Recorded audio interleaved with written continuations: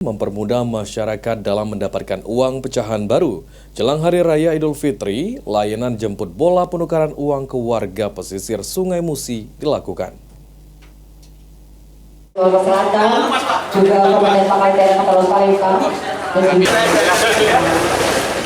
Layanan jemput bola untuk penukaran uang di daerah pesisir Sungai Musi dilakukan guna memudahkan masyarakat yang kesulitan dalam mendapatkan rupiah di Hari Raya Idul Fitri.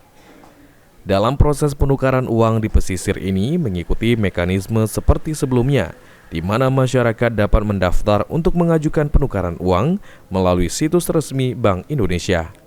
Pada Lebaran tahun ini, Bank Indonesia Sumatera Selatan menyiapkan uang untuk penukaran sebesar 4,7 triliun rupiah. Dan untuk satu orang dapat menukarkan uang maksimal sebesar 4 juta rupiah. Secara umum yang uang kita siapkan sama tidak lebih dan kurang seperti tahun lalu.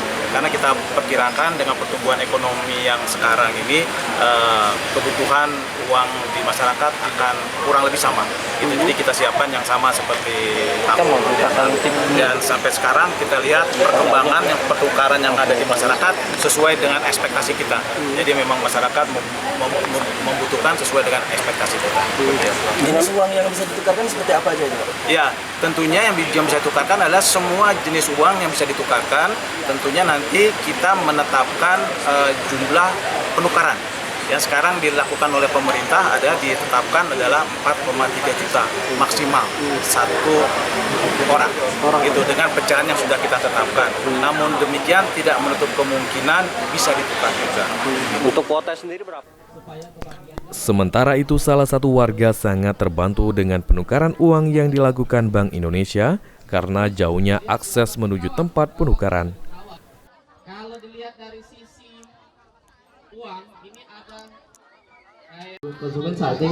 terbantulah untuk masyarakat di sekitaran, jadi warga sekitar bisa dekat nukarnya, jadi tidak payah lagi antri ke tempat lain, jadi bisa di daerahnya. Tukar duit ini untuk apa? Untuk THR. Bank Indonesia berkomitmen untuk memberikan kemudahan akses layanan keuangan bagi seluruh lapisan masyarakat.